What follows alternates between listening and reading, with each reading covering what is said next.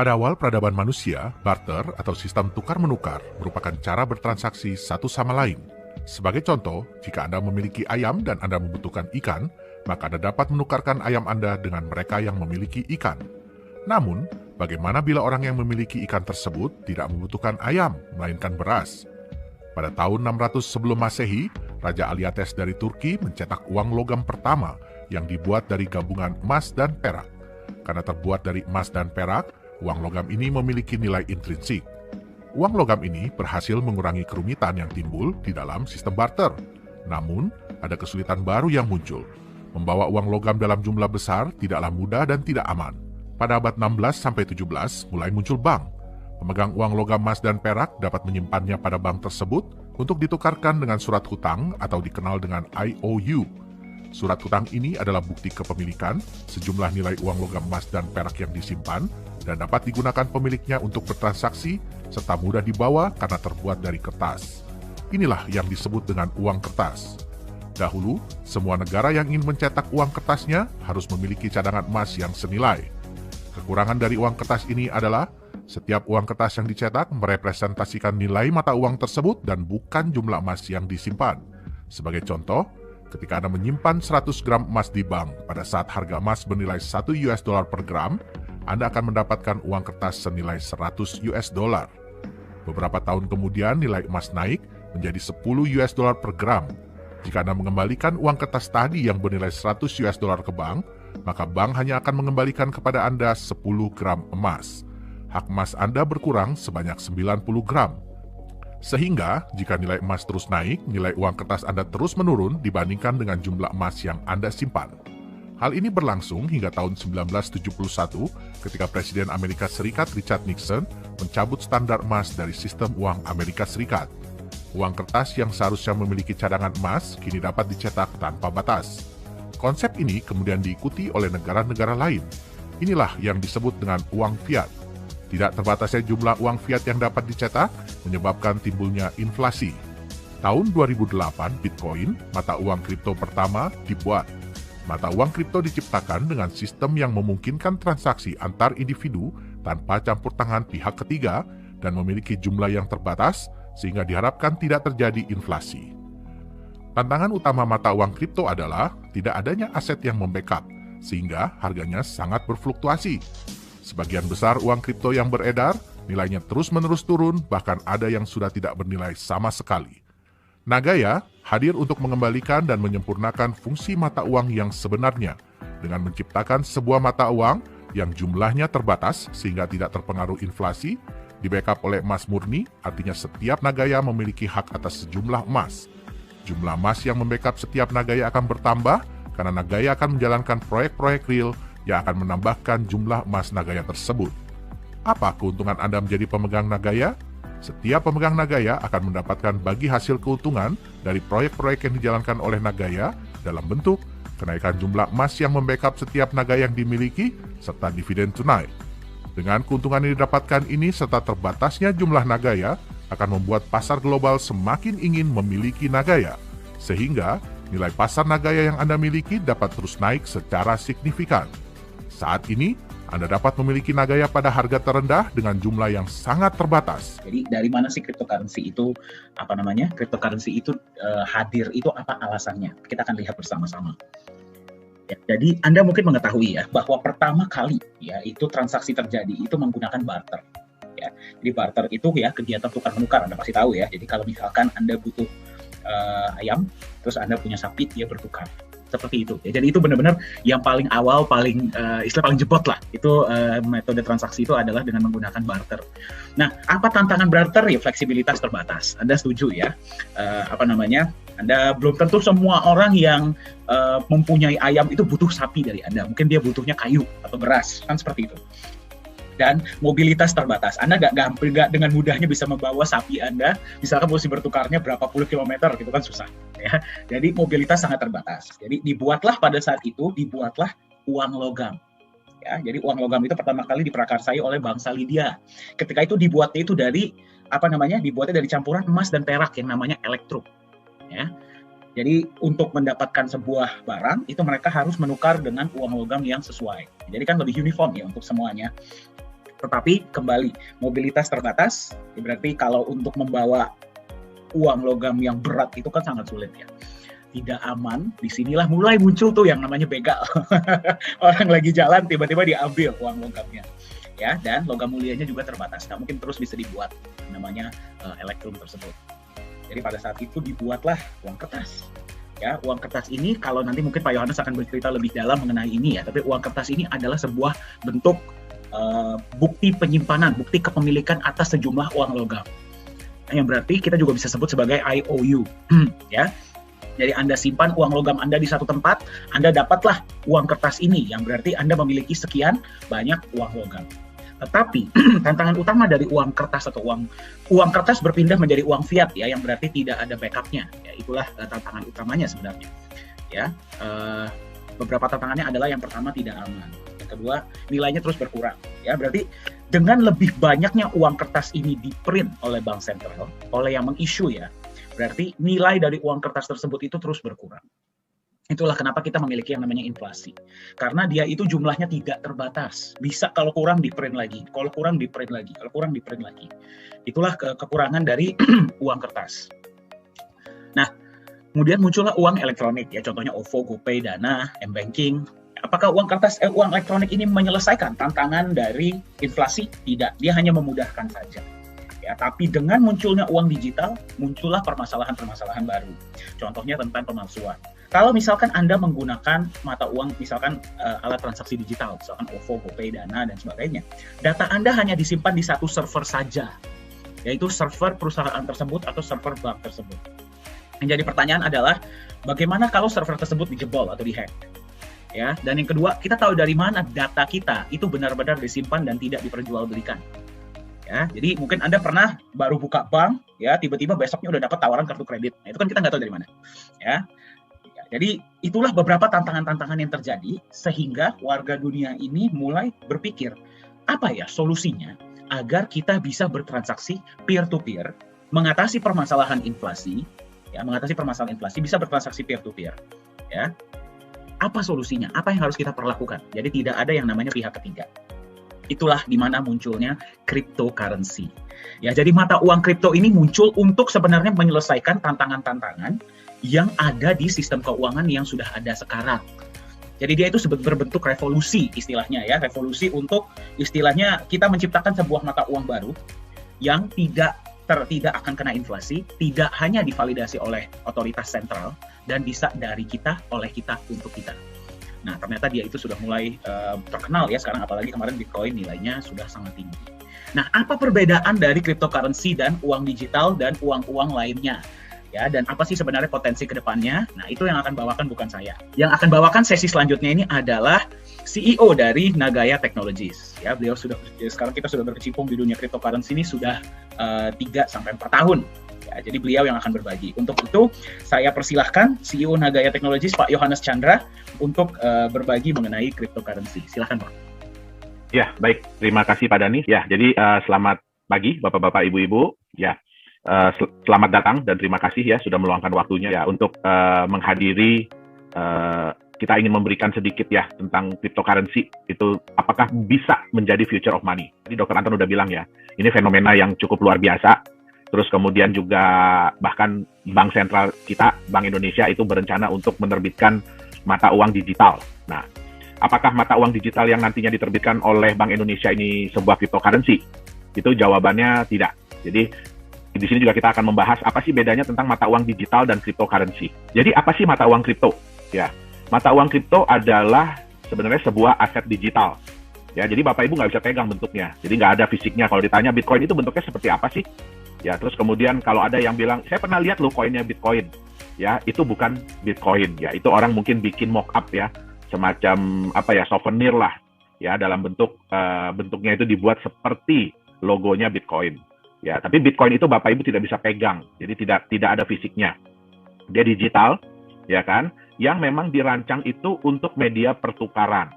Jadi pada awalnya itu belum dibuat sebagai sebuah mata uang ya, karena gini, konsep mata uang itu baru bisa dibilang mata uang kalau memang ada orang yang mau menerima sebagai alat pembayaran. Ya, nah, jadi pada awalnya itu adalah sebagai media pertukaran. Jadi ya, menggunakan kriptografi yang kuat, ya, terus sistem blockchain dan ledger yang terdistribusi. Nah, ini kita lihat, ini adalah 3 kunci dari sebuah mata uang kripto, ya, yaitu kriptografi. Kriptografi itu artinya data-data Bapak Ibu itu dienkripsi. Jadi, contoh password ya, kalau Bapak Ibu misalnya passwordnya mau tahu aja deh lo gitu ya. Nah, itu tidak akan muncul mau tahu aja deh lo di dalam sistemnya, tetapi itu berupa angka dan huruf yang di random, diacak, ya. Nah, terus kemudian dia menggunakan sistem blockchain. Sistem blockchain ini pun di dunia database itu sebenarnya sudah lama digunakan, ya, dan ledger terdistribusi untuk mengamankan transaksi keuangan, ya kan, terus untuk mengontrol penciptaan unit tambahan. Jadi mata uang itu yang Bapak Ibu tahu kalau Bitcoin kan pada saat ini kan keluarnya itu 6,25 Bitcoin setiap blok yang terjadi, ya. Jadi itu dikontrol dengan 3 sistem ini. Kemudian untuk memverifikasi aset yang dilakukan, transfer Bitcoin yang dilakukan atau transfer mata uang kita yang dilakukan itu valid nggak, bener nggak, boleh nggak dilakukan, ya. Nah, satu hal yang saya ingin katakan adalah kenapa ya kita di sini tidak membahas hari ini, kita nggak ngebahas nih apa sih itu kriptografi secara detail ya, apa itu sistem blockchain secara detail, ledger terdistribusi secara detail, nanti Bapak Ibu pasti ngantuk semua, ya.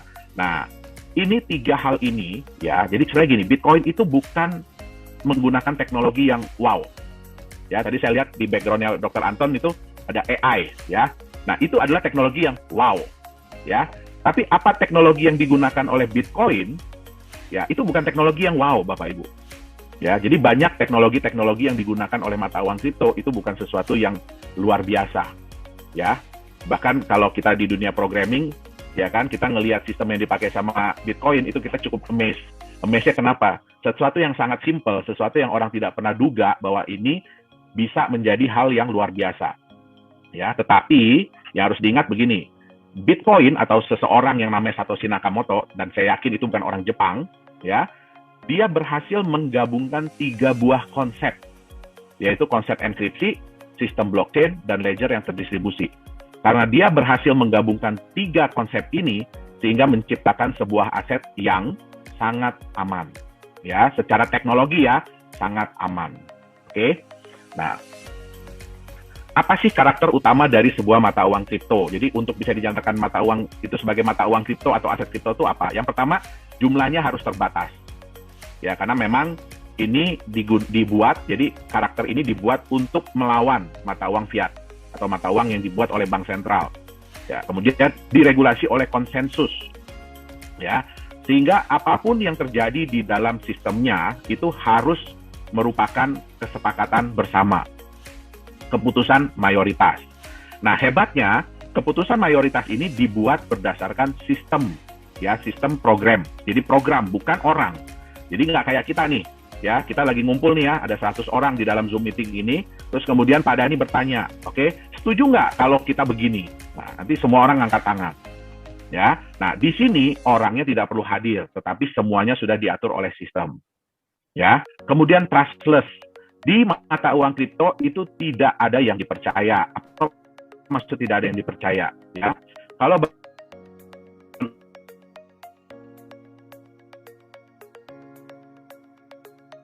uang sejumlah itu adalah si bank ABC, ya. Jadi kalaupun misalnya 10 orang, ya, pada tanggal sekian saya ada deposit uang sejumlah berapa miliar di bank ABC ini, ya. Nah, terus bukti yang Bapak Ibu pegang itu yang kertas setoran, slip setoran itu mungkin hilang, ya. Nah, itu nanti, ya, kalau bank bisa bilang, jadi bank bisa bilang ini, enggak, Bapak Ibu punya uang sekian miliar, mungkin cuma berapa puluh juta, gitu loh, mungkin cuma berapa puluh juta. Nah, yang berhak untuk menentukan benar atau tidak itu hanya 1 orang. Ya, nah di mata uang kripto itu tidak bisa terjadi. Jadi di mata uang kripto itu semua orang nggak ada yang saling percaya, ya, semua orang nggak ada yang saling percaya. Tadi yang saya bilang distributed ledger itu artinya apa? Ledger itu Bapak Ibu tahu ya, kayak ya, di sini kan ada banyak teman-teman pengusaha ya. Nah, ledger itu adalah buku, jadi buku transaksi, ya. Jadi kita semua itu mencatat transaksi apapun yang terjadi, ya. Semua orang pegang buku masing-masing. Jadi pada saat ada suatu transaksi antara si A dengan si B, ya, semua orang akan ngecek di buku masing-masing, bener nggak si A itu punya uang sekian. Ya, begitu ada satu aja yang menyatakan, di buku saya itu salah loh. Ya, di buku saya itu saya udah hitung, A itu nggak punya sekian. Nah, sistem itu akan warning.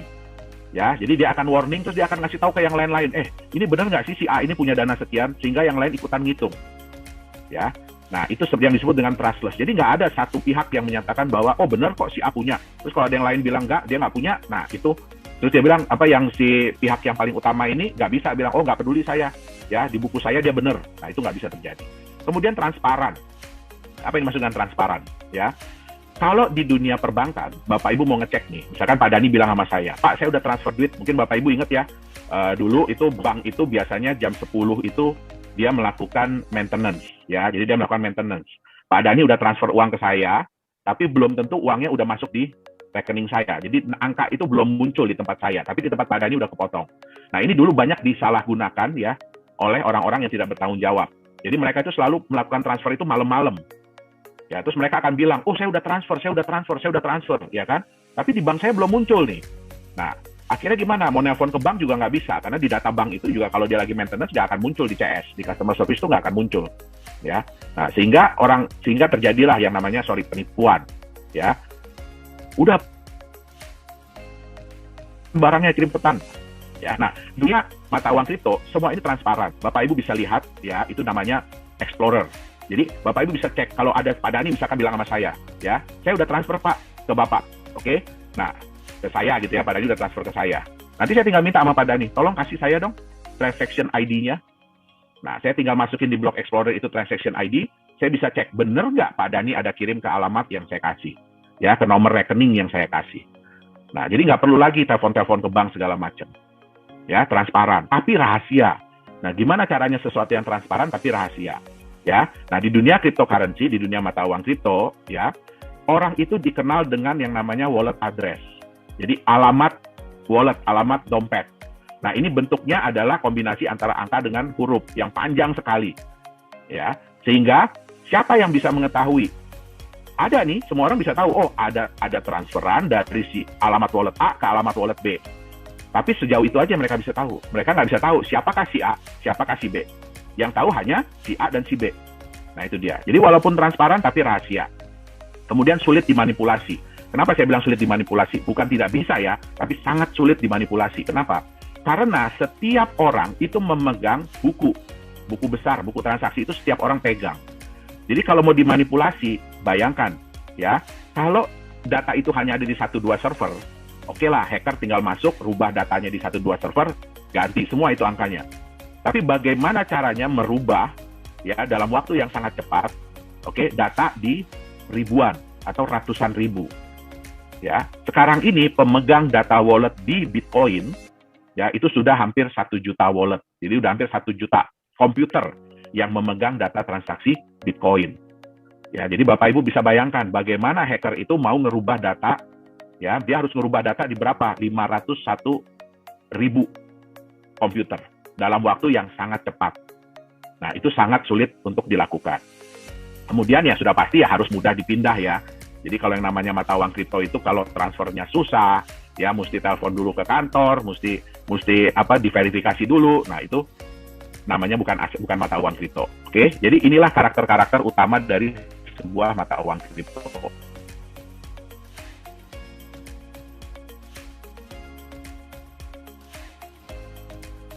Sudah memulai ya digital money-nya. Nah, apa bedanya antara mata uang kripto dengan digital money? Oke. Yang pertama adalah mata uang kripto itu adalah sebuah mata uang independen. Jadi kalau ditanya Bitcoin itu dibuat oleh siapa, itu nggak ada yang bisa jawab. Ya, dia terkait dengan mata uang apa, itu tidak ada jawabannya. Oke, jadi dia mata uang independen. Digital money itu berdasarkan mata uang fiat. Ya, contoh apa sih digital money? Digital money pertama yang pernah hadir itu adalah ATM. Ya, Bapak Ibu kan pasti hampir semua orang di sini pasti pegang ATM ya. Nah, itu adalah digital money yang pertama kali dibuat. Kemudian muncullah kartu kredit. Ya. Kemudian muncullah payment gateway. Ya, sekarang ada digital wallet. Bapak Ibu mungkin tahu yang terkenal tuh GoPay, ya kan, Dana, OVO, ya kan. Nah, itu semua adalah digital money. Jadi mereka terkait dengan mata uang fiat. Ya. Itu sebabnya mereka tidak bisa dipakai di negara lain. Jadi Bapak Ibu nggak bisa ya punya OVO atau punya Dana atau punya GoPay terus pergi ke Singapura pengen bayar pakai itu, nggak bisa. Ya, karena mereka itu terkait dengan mata uang lokal. Oke. Nah, mata uang kripto itu ya sayangnya sampai saat ini itu tidak diregulasi. Ya, jadi tidak ada yang meregulasi mata uang kripto. Ya, kalau mata uang digital money itu diregulasi oleh otoritas yang berwenang. Ya, contohnya untuk GoPay, Dana, OVO, ya itu diregulasi oleh Bank Indonesia, Bank Sentral. Oke. Nah, kalau mata uang kripto itu verifikasinya terdistribusi yang saya tadi bilang. Ya, kalau di digital money verifikasinya sentral. Sentral itu maksudnya gimana? Waktu Bapak Ibu mau bayar pakai GoPay, siapa yang menyatakan Bapak Ibu berhak untuk membayar sejumlah sekian? Yaitu pihak GoPay-nya. Kalau pakai OVO ya pihak OVO-nya. Nah, itu dia bilang dengan verifikasi sentral, ya. Jumlahnya terbatas. Mata uang kripto itu jumlahnya terbatas. Bitcoin sampai kapanpun jumlahnya maksimum hanya 21 juta. Ya, sekarang yang sudah beredar 18 jutaan. Contoh di Nagaya, ya maksimum yang beredar nantinya adalah 50 juta. Nah, sedangkan untuk digital money jumlahnya tidak terbatas. Karena dia mengikuti mata uang fiat. Ya, Bapak Ibu tahu sudah berapa banyak mata uang rupiah yang beredar? Dan apakah jumlahnya selalu tetap dari tahun-tahun yang lalu? Tidak, dia jumlahnya selalu bertambah. Nah, kemudian bedanya lagi mata uang kripto itu diterbitkan berdasarkan konsensus. Jadi contoh kayak Bitcoin, kalau sudah dinyatakan saat ini keluar 6,25, ya itu nggak bisa tiba-tiba berubah, kita mau tambah deh, sekali keluar jangan 6,25 deh, bikin jadi 50 lagi, itu nggak bisa. Karena sekali sudah dijalankan, konsensus itu sudah berjalan, selamanya akan seperti itu. Nah, berbeda dengan digital money, itu diterbitkan oleh otoritas. Jadi bergantung daripada otoritas, mereka mau terbitin uang baru atau tidak. Ya. Nah, bedanya lagi mata uang kripto ini yang paling penting dan yang kita tekankan, itu ledgernya terdistribusi. Ya, jadi Bapak Ibu bisa memastikan bahwa apapun yang transaksi yang terjadi itu adalah benar. Ya, dengan digital money, ledgernya tersentralisasi.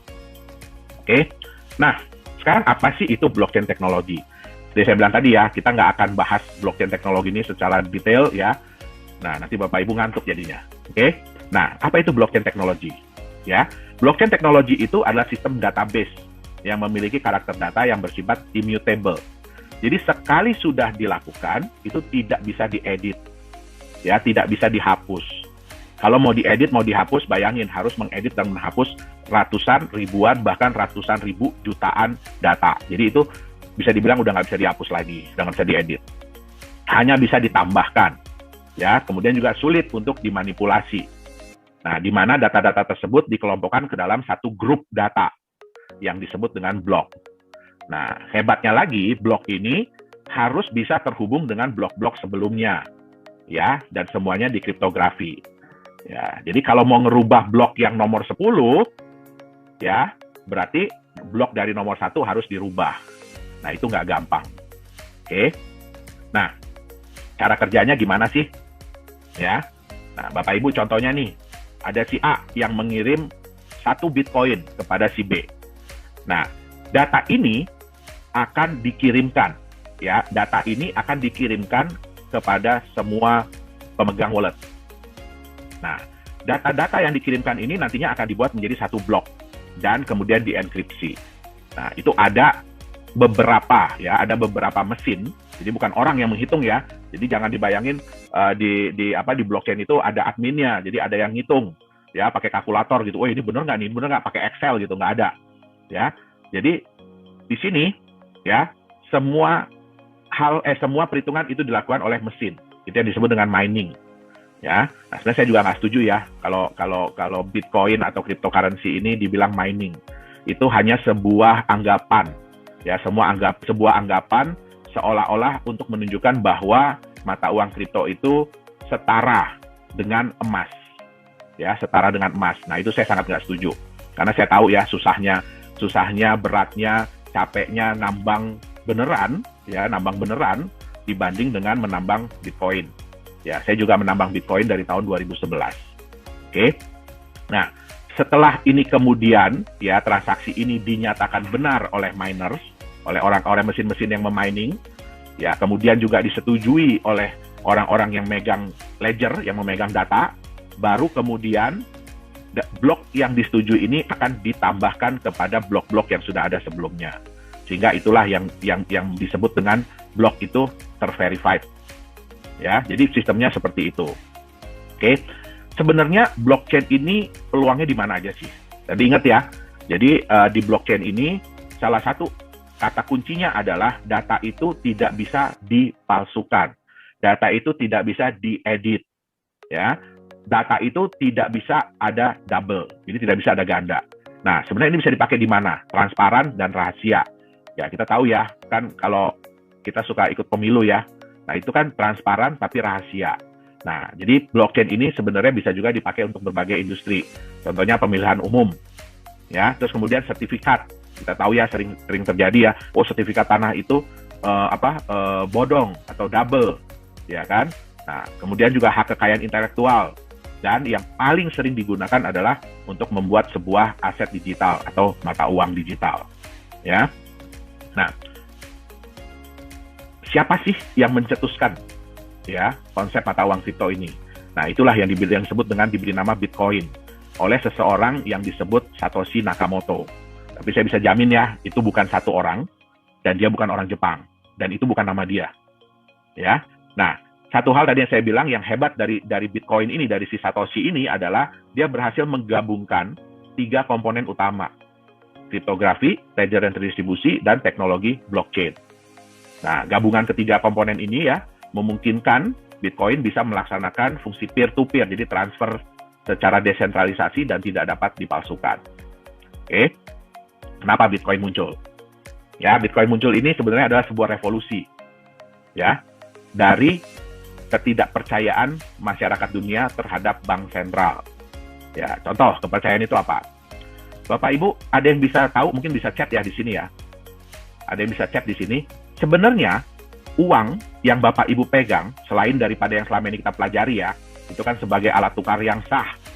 Ya, ada yang tahu nggak sih itu sebenarnya apa?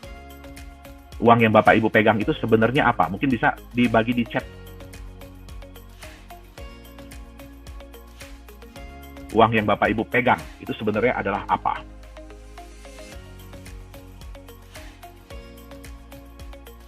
Mungkin Pak Dani udah ada belum Pak yang ngechat Pak? Di sini saya nggak bisa chat Pak Dani. Surat hutang pemerintah. Oh, udah ada yang muncul ya. IOU, pemerintah, pinjaman, kertas yang tidak ada nilainya. Ya, betul. Pembayaran, ya. Ya, jadi benar itu yang dibilang hutang. Ya, jadi sebenarnya uang yang Bapak Ibu pegang itu adalah surat hutang. Ya, pertanyaannya adalah siapa yang berhutang? Ya, yang berhutang itu adalah orang yang bikin pastinya. Ya, jadi siapa yang menciptakan uang itu? Jadi seolah-olah kayak begini, ya, saya berhutang kepada Pak Dani. Terus kemudian saya bilang, Pak Dani, ini saya bayar pakai kertas ya.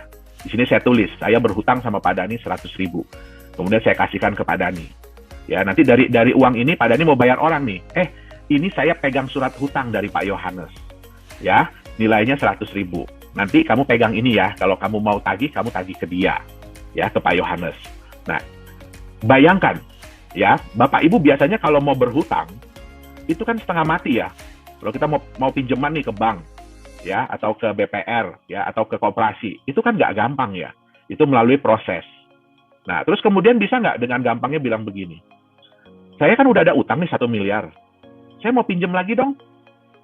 Ya, saya mau nambah utang saya jadi 2 miliar, terus tinggal minta aja, tinggal ngambil aja. Nggak bisa, tentu harus diverifikasi dulu. Ya, nah hebatnya di konsep mata uang itu, ya, itu bisa dicetak terus.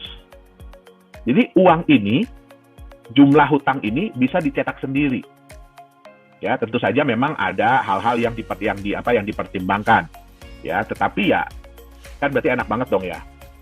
Nah, itulah salah satu hal yang pertama. Ya, ini juga muncul awalnya karena krisis, ya, krisis moneter. Ya, Bapak Ibu sering baca ya, begitu ada krisis moneter biasanya mata uang kita itu anjlok. Ya, terus kemudian di Amerika kalau udah krisis moneter, ya bank sentralnya gampang aja ya, tinggal cetak duit, bagi-bagi lagi ke orang. Ya kan, apalagi Amerika, mohon maaf. Ya, karena memang sekarang ini patokan mata uang dunia memang masih di US dollar. Makanya banyak negara yang berusaha untuk mengurangi kekuatan US dollar. Oke. Nah, yang kedua, Bapak Ibu, berapa banyak yang percaya bahwa kalau Bapak Ibu setor uang gitu, anggap 10 miliar ya hari ini, Bapak Ibu yakin nggak besok uang itu masih ada di bank tersebut? Ya, nggak bisa. Buktinya apa? Ya, buktinya paling gampang apa? Bapak Ibu setor hari ini 10 miliar, anggap nggak usah hari ini ya, siang ini 10 miliar. 2 jam lagi Bapak Ibu bilang, saya nggak jadi deh, saya mau tarik lagi itu yang 10 miliar. Nggak bisa Bapak Ibu.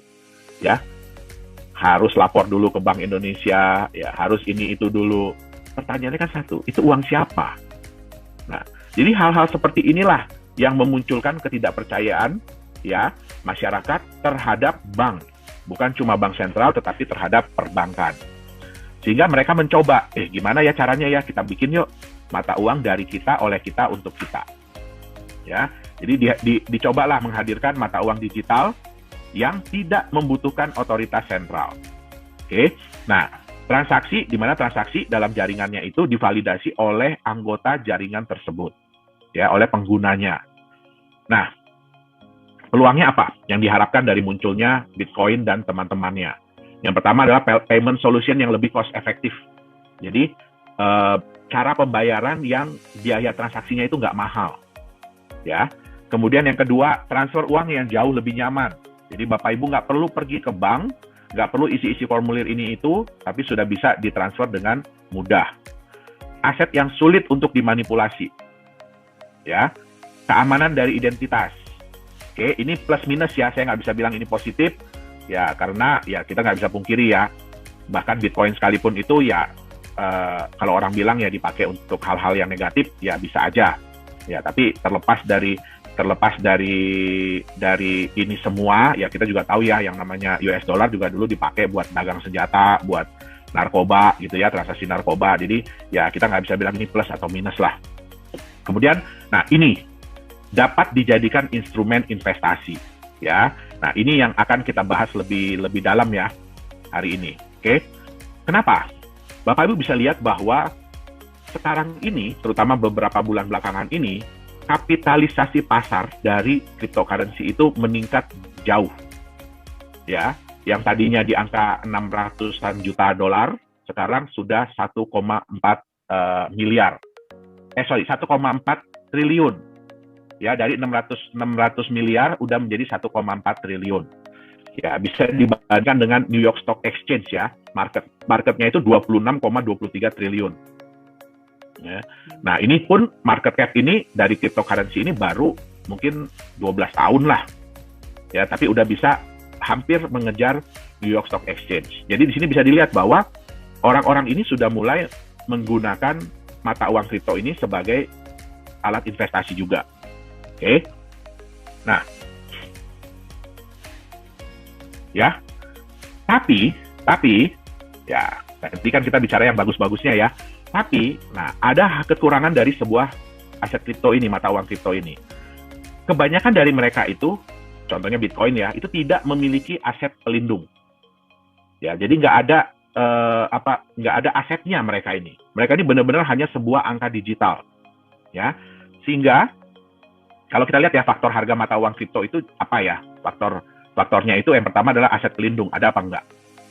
Yang kedua adalah kepercayaan. Nah, ini adalah dua faktor utama dari mata uang kripto. Ya. Nah, sekarang, ini mestinya aset pelindungnya dicoret ya. Apa yang terjadi kalau aset pelindung ini tidak ada? Artinya dia benar-benar hanya bergantung kepada kepercayaan. Nah, yang terjadi adalah kepercayaan dan harga itu akan berbanding lurus. Ya, akan saling menguatkan. Ya, jadi kalau kepercayaan naik, harga pun akan semakin tinggi, akan semakin besar. Ya, harga semakin besar, orang akan lebih percaya. Ya, sehingga kepercayaannya akan naik. Ya, kemudian harga akan jadi lebih besar lagi. Ya, jadi ini yang dibilang multiplying efeknya tinggi sekali. Makanya volatilitas harga di kripto itu wow. Bapak Ibu bisa lihat di chart ya, Bitcoin itu sehari bisa naik sampai 20%. Ya, tapi itu bisa turun sampai 20% sehari. Oke. Nah, ini kalau kepercayaan naik, itu bagus. Ya, tapi bagaimana kalau kepercayaan turun? Ya, harga udah besar, kepercayaan turun.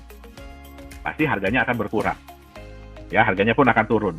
Harga turun karena dia benar-benar hanya murni mengandalkan kepercayaan, ya berarti kepercayaannya akan turun juga. Tambah turun lagi, harga akan semakin kecil lagi, semakin turun. Nah, inilah resiko yang ada di mata uang kripto. Ya, di aset kripto. Nah, apa contohnya? Bapak Ibu, kenal nggak orang ini siapa nih? Ya, ini lagi naik daun banget nih. Ya, nah ini Elon Musk. Ya, dia bukan, kalau sekarang bukan CEO Tesla ya, dia Vice CEO. Jadi dia adalah Vice CEO dari Tesla. Ya, apa yang baru-baru ini dia lakukan di dunia mata uang kripto? Ya, nah Bapak Ibu mungkin dengar ya, wah kemarin itu dalam satu hari Bitcoin itu naik hampir $20.000 ya dalam satu hari, naik hampir $20.000 ya. Nah, siapa yang melakukan? Orang ini. Nah, banyak yang seneng, Bitcoin naik sampai $20.000 ya. Bagi kami ya yang penggiat di mata uang kripto, ini sebenarnya adalah nilai negatif. Kenapa? Kejadian kemarin ini menunjukkan bahwa mata uang kripto ini masih fragile, jadi masih rapuh, ya, belum bisa dibilang sebagai aset yang kuat, belum bisa dia bilang sebagai aset yang mature, yang dewasa, ya. Apa yang terjadi kemarin, ya? Ini kalau mungkin Bapak Ibu belum kepikiran apa sih strategi yang dilakukan oleh yang namanya Elon Musk ini, ya. Jadi pertama kali itu dia mencoba ya, ini mata uang kripto ini seberapa kuatnya sih. Jadi dia nyoba-nyoba dulu dengan mata uang yang namanya Doge. Doge itu kalau di dunia kripto itu sudah dianggap ya itu mata uang receh lah. Ya, jadi dia coba dulu. Dia coba nge-tweet ya, I love Doge. Ya, Doge itu adalah luar biasa lah ibaratnya ya. Dan terbukti dari omongan dia ya, Doge naik. Ya, harga Doge naik hanya gara-gara dia ngomong. Dia nggak beli loh. Hanya gara-gara dia ngomong. Ya. Terus kemudian dia tweet lagi kedua kali. Di Doge juga. Harganya naik. Ya. Dia coba lagi di beberapa mata uang kripto. Harganya naik. Ya. Wah. Itu menunjukkan apa? Ya, bahwa dengan omongan orang terkenal, ya, harga itu bisa diatur. Oke? Akhirnya apa yang dilakukan? Dia perintahkan Tesla untuk membeli Bitcoin senilai $1,5 miliar. Ya, kemudian ya dia kan harus lapor ya ke SEC ya. Jadi dilaporkan, oke, masuklah.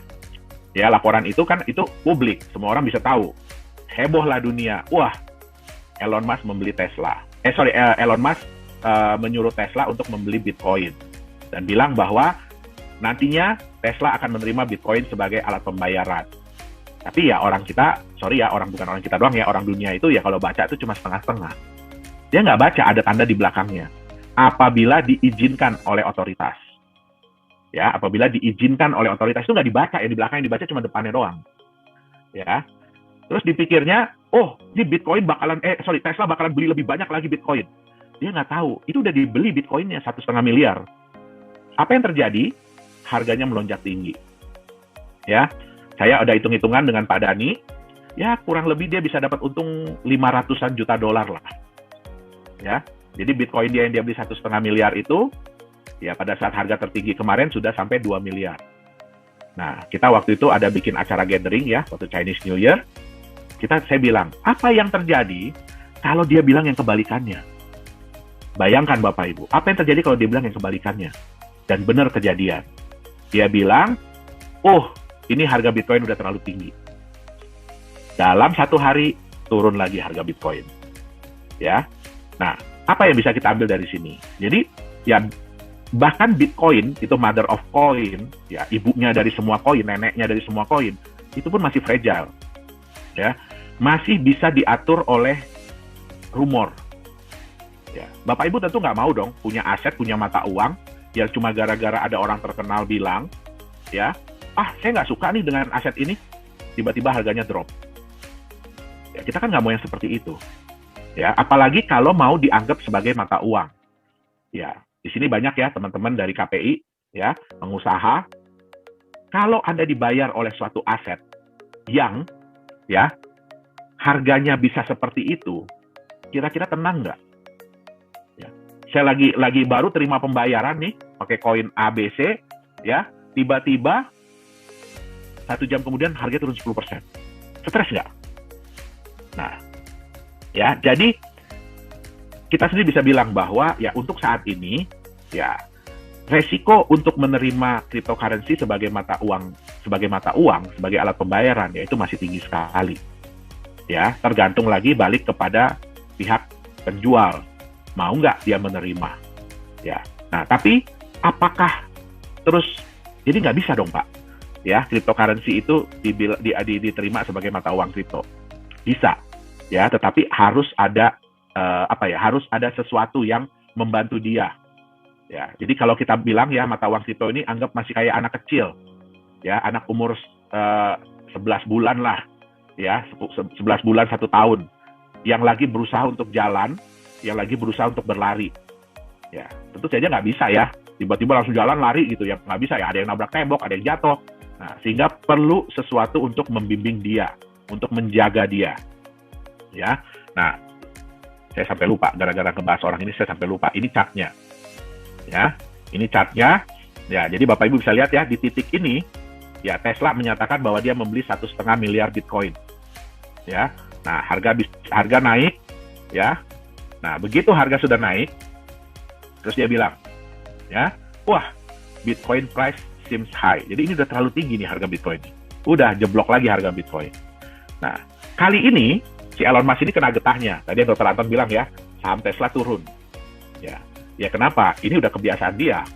Ya, sebenarnya nggak boleh aset sebuah perusahaan, apalagi kas ya, uang kas dan setara kas, itu dengan gampangnya CEO bilang, wah udah kita pindahin aja ke Bitcoin.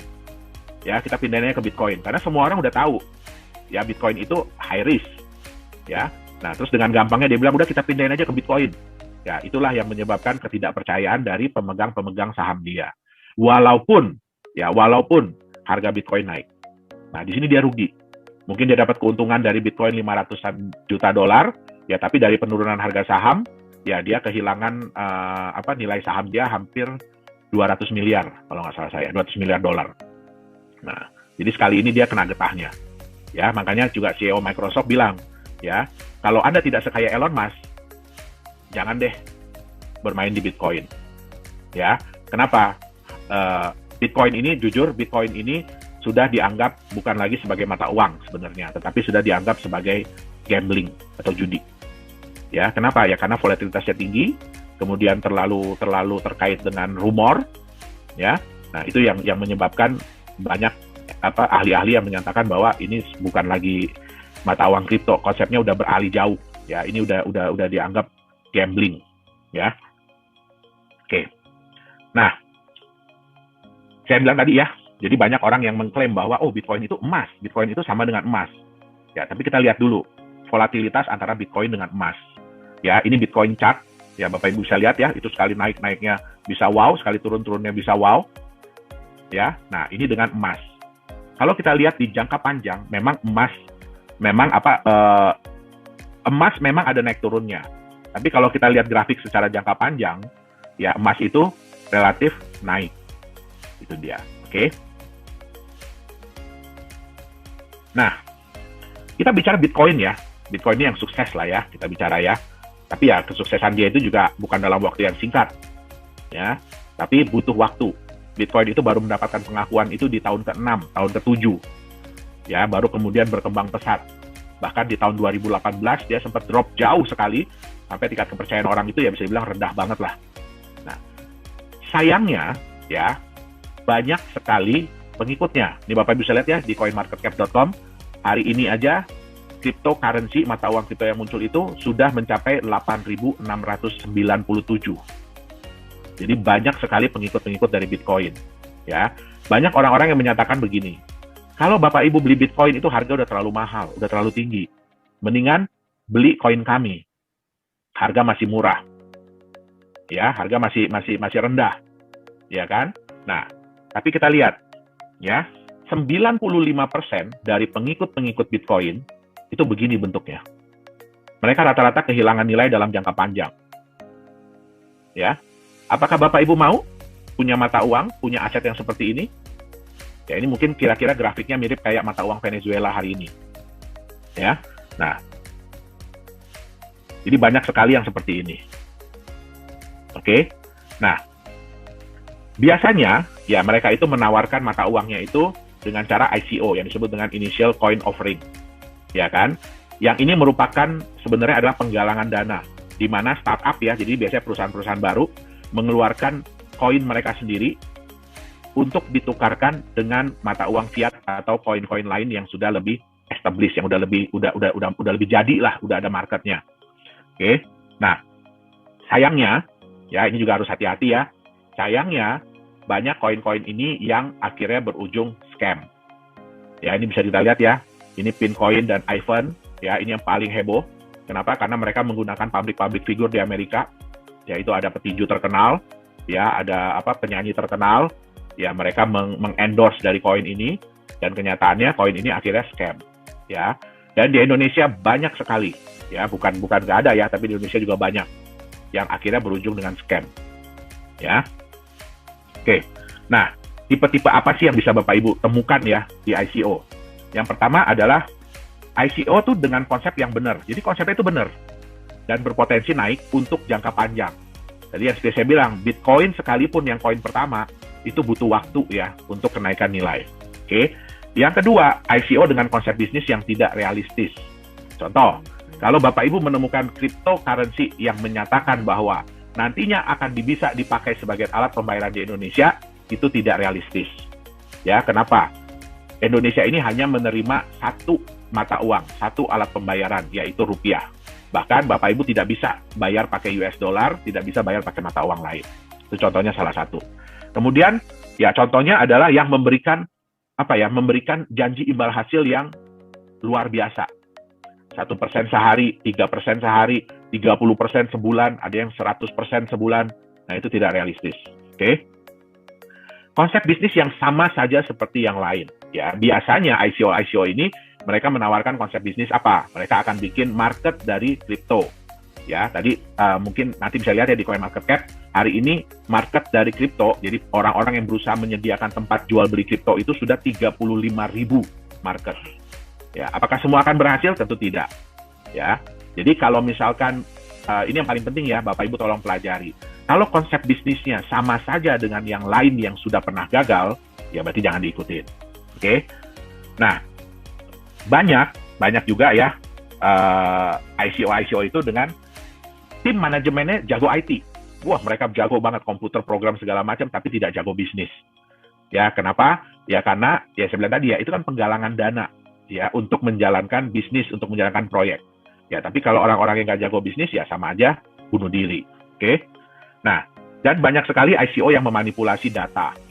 Ya, jadi mereka bilang bahwa mereka klaim mereka sudah jual sekian juta koin untuk menunjukkan bahwa, oh ini hype loh, ya banyak orang yang pengen memiliki koin kita, tapi mereka nggak bisa tunjukin datanya, tidak mau tunjukin datanya. Nah, berujungnya apa? Ya dana yang ingin dicapai dana yang ingin dikumpulkan tidak tercapai, sehingga ya bisnisnya nggak jadi jalan. Oke? Nah, yang terakhir dan ini yang paling harus dijauhi adalah ICO yang fraud atau scam. Ini yang saya bilang tadi ya, terutama yang menjanjikan imbal hasil yang berlebihan, yang tidak masuk di akal. Oke? Nah, menentukan yang layak investasi itu seperti apa sih? Oke? Yang pertama adalah legalitas. Jadi walaupun tadi yang saya bilang ya, cryptocurrency itu tidak ada regulatornya, belum ada regulatornya. Ya, tetapi bukan berarti bahwa bisa seenak-enaknya. Ya, setidak-tidaknya perusahaan yang menciptakan itu harus ada legalitasnya. Ya, dan di negara yang jelas tentu saja ya.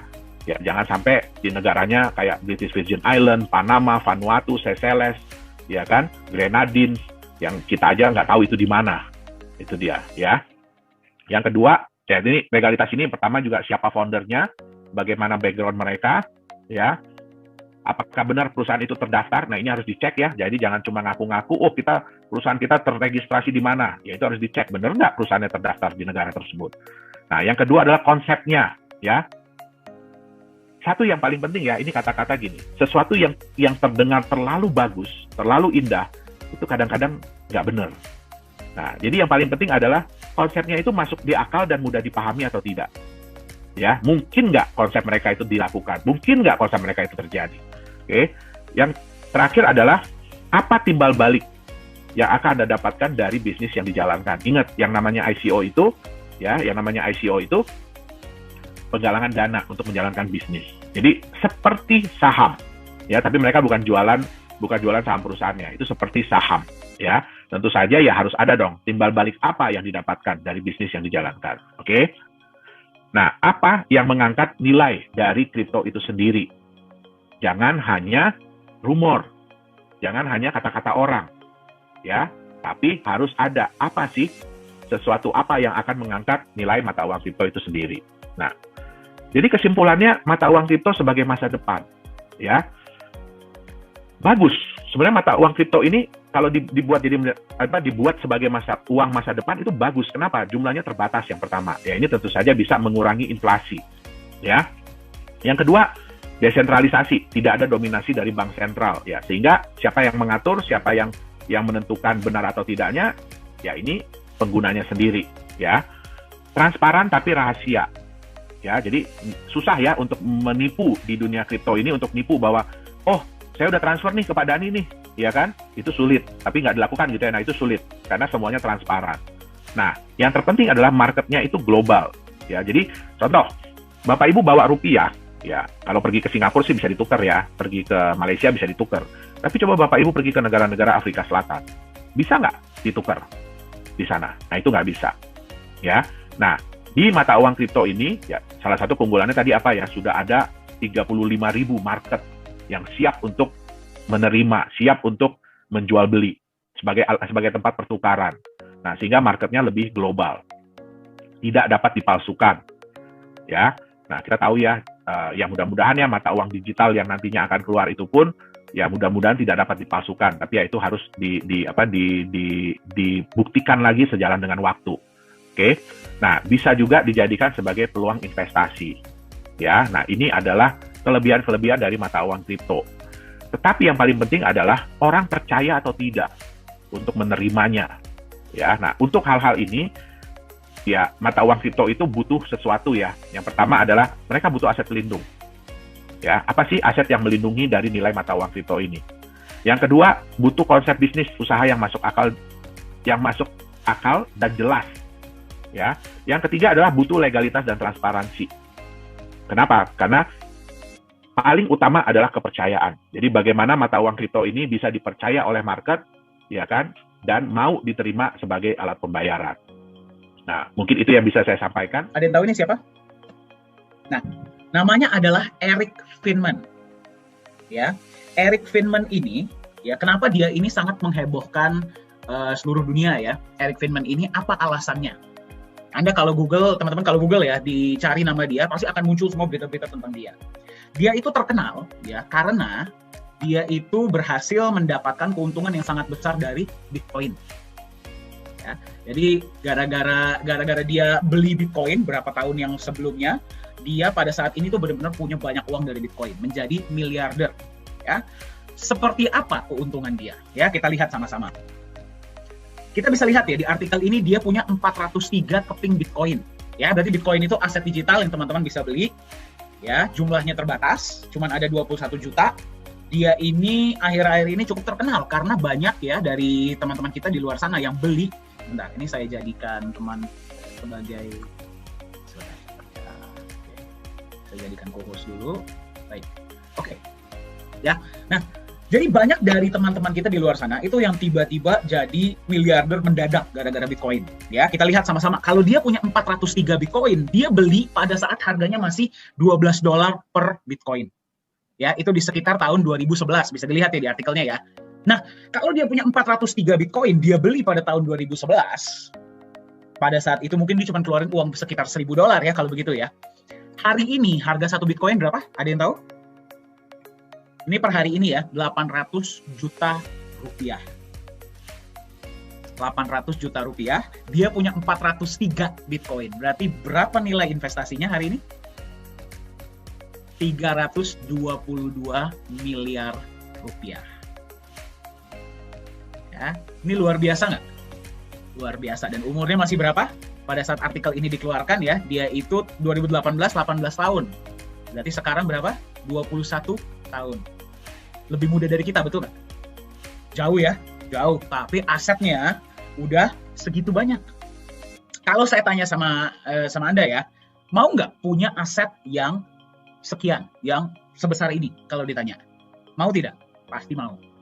Betul ya? Pasti mau.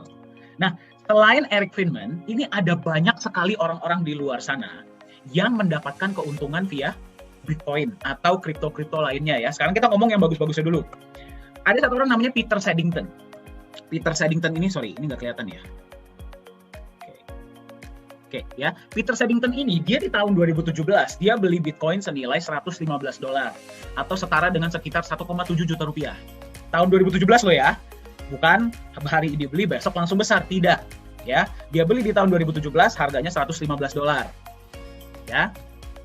Pada tahun 2020 nilai asetnya adalah 675.000 US dollar atau setara dengan 10 miliar rupiah pada tahun 2020. Sekarang 2021 udah naik lagi, betul ya. Christopher Koch ini yang paling luar biasa ya, dia cuma beli Bitcoin senilai 400.000 rupiah pada tahun 2009. Siapa di sini yang nggak punya uang 400.000? Ya, ini berapa kali makan siang, betul nggak? Ya, ini membuktikan bahwa investasi itu, membeli aset digital itu, uangnya seperti yang tadi Pak Saka bilang, tidak perlu besar. Ya, tidak perlu besar. Dia beli 400.000 rupiah di tahun 2009, hari ini nilai asetnya di tahun 2020 adalah 50 juta dolar. Atau setara dengan 715 miliar. Ya, Eric Friedman yang tadi ya, hari ini nilai asetnya juga sudah sangat luar biasa. Ini di tahun 2020 ya, 2020. Ada lagi Winklevoss ya, Winklevoss ini dia beli memang modalnya besar. Ya, dia beli modalnya besar, 11 juta dolar atau 165 miliar. Hari ini nilai asetnya adalah 15 triliun lebih. Ya, jadi bisa tidak sih sebenarnya teman-teman itu menghasilkan sangat banyak ya, punya aset yang besar. Apalagi sekarang kan ya kita lihat ya, kurang lebih teman-teman ini kalau yang mahasiswa ya mungkin di sekitar 23, 24 ya, berapapun umur kita. Mungkin nggak sih dalam waktu beberapa tahun ke depan, kalau kita beli sebuah aset hari ini, teman-teman itu bisa sejahtera. Sangat mungkin. Ya, tapi tidak ada yang namanya hari ini beli, besok langsung kaya raya, langsung sejahtera, itu nggak mungkin. Nanti kita akan lihat sama-sama. Ya. Nah, ini kita lihat kenaikannya 7.000 kali lipat, 2 juta kali lipat, 4.500 kali lipat, 110 kali lipat. Ya, kita lihat dari sini. Yang membeli yang paling kecil, $26, itu dapat keuntungan yang marginnya paling besar. Ya, 2 juta kali lipat, padahal modalnya paling kecil, betul nggak? Ya, mau nggak teman-teman hari ini sisihkan uang seberapa gitu ya, kesampingkan terus beli aset, terus dapat hasil yang seperti ini? Pasti mau dong. Ya, kenapa yang paling kecil justru dapat keuntungannya paling besar? Alasannya simple. Dia ini beli di awal. Ya, dia ini beli di tahun 2009, dia pegang sampai 2020, sampai sekarang saya yakin dia masih megang. Ya, jadi kapan teman-teman mulai berinvestasi, kapan Anda mulai beli aset digital ini sangat menentukan hasilnya di kemudian hari. Sekarang kita lihat. Ada nggak sih orang-orang yang tadi kan kita lihat yang bagus-bagusnya ya, yang Anda beli sekarang tiba-tiba bom jadi gede, beli sekarang tiba-tiba jadi gede. Ada nggak orang yang kehilangan uang di dunia kripto? Kita lihat sama-sama. Ada orang yang rugi sampai 3 triliun di Bitcoin. Ya, bayangkan. Gede atau kecil itu? Gede. Ya, di sini ini lebih parah lagi. Ya, teman-teman masukkan uang di sebuah platform, tiba-tiba platformnya hilang. Ya, ini terjadi di Turki. Aset nasabah 29 triliun hilang. Jadi bayangin teman-teman yang mungkin udah dapat keuntungan, masuk ke website hari ini keuntungan berapa, tiba-tiba besoknya website-nya nggak bisa dibuka. Hilang. Itu sering kejadian nggak? Sering. Ya, sangat sering di dunia kripto. Ya, ada yang kehilangan 7,7 miliar gara-gara Elon Musk palsu. Teman-teman pada dengar ya Elon Musk itu siapa ya? Nah, jadi pernah terjadi sebuah insiden yang menarik. Jadi account banyak orang-orang terkenal itu dihack. Ya, dihack sehingga dia bilang kalau Anda kasih kita berapa Bitcoin hari ini, saya akan kembalikan 3 kali lipat atau 4 kali lipat. Ya, yang terjadi adalah banyak dong yang ngirim ya. Banyak ya. Bayangin kita lagi asik-asik lihat Twitter, tiba-tiba, uang cepat. Dia kirim lah, apalagi kan orang terkenal. Ya, tiba-tiba yang terjadi uangnya hilang. Ya, itulah kembali menekankan nggak ada yang namanya jadi kaya cepat. Ya, nggak ada hal seperti itu di dunia ini. Jadi kita harus lebih berhati-hati ya ketika kita mau beli aset kripto, karena aset kripto itu kejam dunianya. Ya, kenapa kita adakan seminar ini hari ini ya? Itu karena kita ingin, apalagi sekarang di luar sana itu sangat-sangat banyak yang akan menawarkan teman-teman itu peluang untuk menjadi kaya cepat. Hari ini beli, habis berapa lama uangnya bisa jadi 3 kali lipat. Ya, terus beli hari ini, terus bisa dapat berapa persen per hari. Kalau ngajak teman bisa jadi lebih besar. Nah, itu harus berhati-hati. Kita akan lihat sama-sama caranya memilih. Ya, caranya memilih aset kripto yang benar seperti apa dan bagaimana teman-teman ini bisa mulai dari modal yang sangat kecil sebenarnya. Kita akan lihat sama-sama ya. Tantangannya apa di dunia kripto? Ya, apa yang membuat nggak semua orang itu bisa mendapatkan keuntungan? Apa tantangannya? Yang pertama, volatilitas tinggi. Volatilitas itu artinya apa? Di sini ada yang pernah naik roller coaster?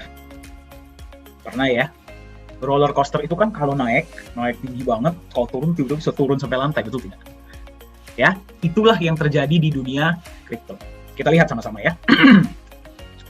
Nah, ini chart Bitcoin ya. Bitcoin di tanggal 1 sampai 15 Januari 2021. Teman-teman bayangkan ya, harga Bitcoin dari 28.000 dolar naik ke 35.000. Turun ke 30.000, naik lagi ke 42.500. Seneng dong per Bitcoin ya, berarti dari sekitar 300-400 jutaan naik menjadi hampir 600-650 juta. Senang nggak? Senang, tapi abis itu turun lagi ke 400 juta.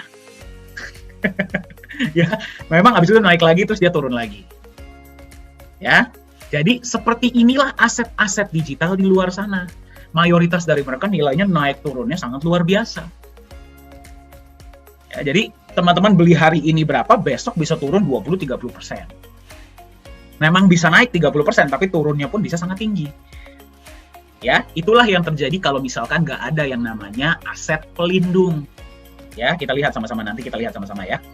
Nah, kalau misalkan nggak ada yang namanya aset pelindung, inilah yang terjadi. Teman-teman beli nih, sebuah koin ya, harganya hari ini sekian. Terus dikompor-komporin, wah harganya akan naik, harganya naik.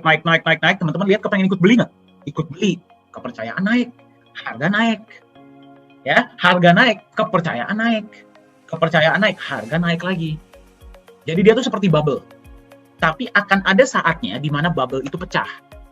Ya, bubble itu pecah, dari harga naik, misalkan harga sudah tinggi, tiba-tiba ada berita negatif dikit, atau mungkin dia sudah sampai titik jenuh, dia turun. Ya, turun, kepercayaan tambah turun, harganya turun terus. Ya, jadi pentingnya kalau teman-teman ingin memilih sebuah aset digital, itu harus ada aset pelindungnya. Nanti kita akan lihat sama-sama. Ya. Tantangan kedua, mayoritas dari mereka nilainya menjadi nol. Nah, kita kalau lihat Bitcoin, ya, Bitcoin itu adalah success story. Ya, Bitcoin itu adalah cerita yang memang oke, dia itu berhasil. Yang jadi pertanyaan adalah di luar sana itu ada sangat banyak aset digital yang mau mengikuti footstep-nya Bitcoin, akan mengikuti langkahnya Bitcoin. Yang terjadi apa, teman-teman? Dijanjikan keuntungan cepat. Ya, koin ini akan menjadi the next Bitcoin. Ya, akan menjadi Bitcoin selanjutnya. Kalau beli hari ini dalam waktu berapa tahun naiknya bisa berapa kali lipat. Ya, biasa dijanjikannya seperti itu. Tapi apa yang terjadi? Dia naik sedikit. Jadi inilah yang teman-teman harus hati-hati. Ya, ketika ditawarin aset digital, biasanya teman-teman akan lihat naiknya tinggi di awal. Tapi setelah itu dia akan turun dan sudah sangat sulit untuk naik. Ya, kalau udah kita lihat ya nilainya banyak yang tiarap. Masih bisa nggak menurut teman-teman naik lagi? Sudah sulit. Ya, itulah kenapa berhati-hatilah ketika memilih aset digital. Nanti kita akan lihat sama-sama ya. Bagaimana sih cara memilih aset digital yang baik sehingga sekarang nih teman-teman ini masih pada muda ya. Atau siapapun ya. Kalau beli hari ini minimal 3-5 tahun ke depan teman-teman tuh bisa punya aset yang bekerja untuk Anda, bukannya justru kehilangan nilai.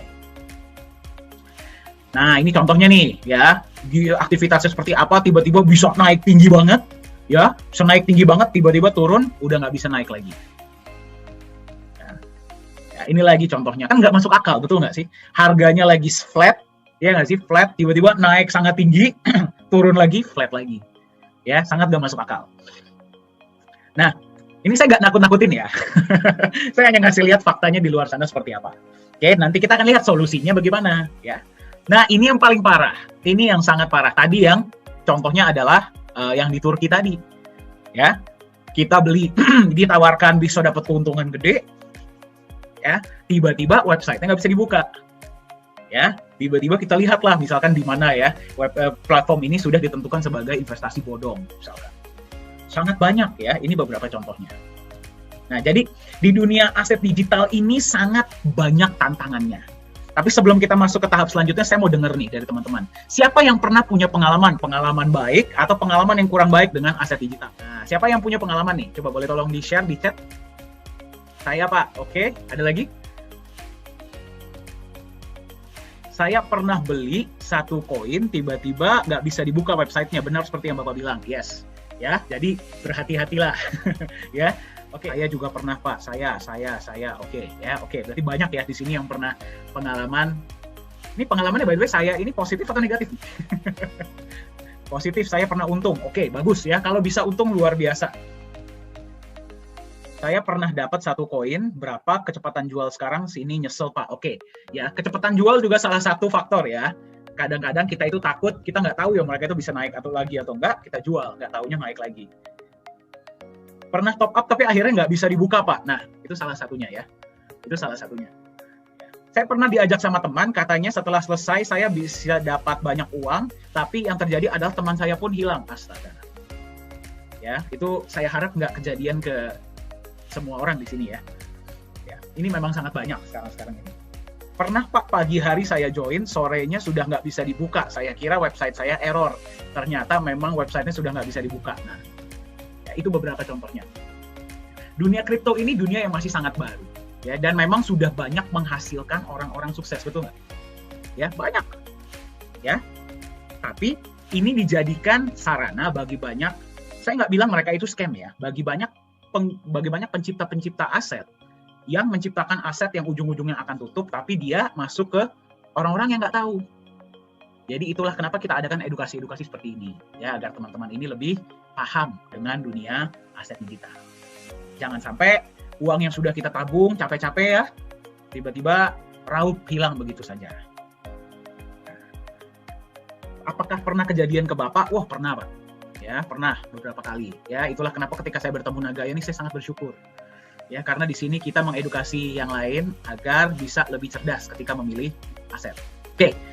Nah, itulah kenapa hari ini kita ingin memperkenalkan ya kepada teman-teman di sini ya, itu adalah aset digital masa depan yang namanya adalah Nagaya. Solusinya bagaimana agar teman-teman itu bisa memilih aset yang benar? Jadi kalau hari ini bilang, oke deh saya mau mulai berinvestasi, saya mau mulai beli aset digital. Seperti apa yang harus dipilih? Gimana biar volatilitas sangat tinggi? Pilihlah yang ada backup asetnya. Ya, kalau cuma angka doang, sulit. Ya, memang dia bisa naik tinggi, tapi turunnya pun bisa sampai 0. Gimana biar mayoritas nilainya nggak jadi 0? Pilihlah yang memiliki visi dan proyek-proyek yang jelas. Ya, nanti kita akan lihat sama-sama. Gimana biar company-nya tidak scam? Pilihlah yang legalitas dan transparansinya jelas. Ya, perusahaan ini terdaftar di mana? Proyek-proyeknya seperti apa? Transparansinya seperti apa? Ya, itulah yang teman-teman harus lihat. Jadi kalau nanti ditawarkan aset-aset digital lainnya di luar sana, teman-teman harus kritis. Tanya sama mereka. Ya, seperti apa namanya konsepnya dan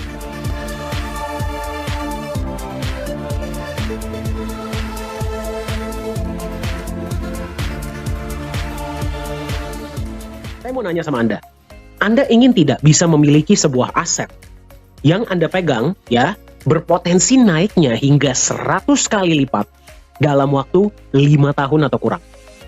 Kalau saya tanya begitu sama Anda mau nggak? Mau. Ya, di sini kita tidak berbicara mengenai trading atau gambling ya atau judi ya, tidak. Di sini kita berbicara tentang aset ya yang Anda pegang dia berpotensi naik. Kalau tadi jawaban Anda iya Anda mau, mari kita lihat sama-sama. Pilihan aset Anda di luar sana itu ada apa saja? Yang pertama dan yang paling terkenal saham. Betul ya? Nah, pertanyaan saya sama Anda, saham bisa tidak memberikan Anda hasil 100 kali lipat dalam waktu 5 tahun atau kurang? Sulit, betul tidak? Sulit ya, karena saham itu ada beberapa keterbatasan. Kemudian aset yang lain di luar sana ada, itu adalah properti. Saya tanya lagi sama Anda, bisa tidak properti kasih Anda 100 kali lipat dalam waktu 5 tahun atau kurang? Sulit. Kalau kita masih ngomong 2 kali lipat, 3 kali lipat ya oke lah ya. Tapi kalau sudah 100 kali lipat kayaknya agak sulit ya. Aset lainnya, ada yang bisa memberikan Anda hasil seperti itu? Tidak ada. Bagaimana kalau saya kasih tahu sama Anda bahwa ada satu jenis aset yang sudah terbukti secara historis, secara sejarah ya, dia itu bisa memberikan 100 kali lipat bahkan lebih dalam waktu 5 tahun atau bahkan kurang. Nama aset tersebut adalah aset kripto. Ya, bagi Anda yang nggak paham kripto, simpelnya seperti ini. Aset kripto itu apa sih? Aset digital. Kita akan lihat sama-sama ya. Aset kripto yang paling terkenal itu adalah Bitcoin.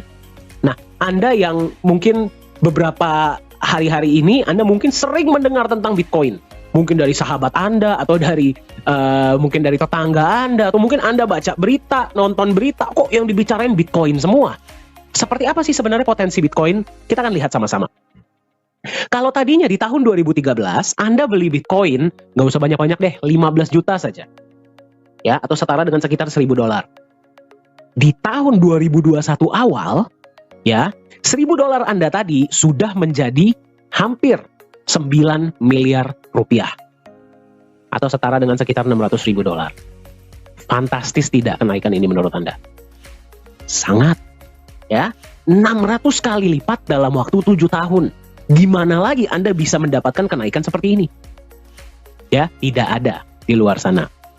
Nah, inilah potensi dari aset kripto. Nah, sekarang pertanyaan Anda, Pak, kok bisa ya aset kripto ini memberikan hasil yang sangat-sangat fantastis, yang bahkan saham atau properti pun nggak bisa berikan?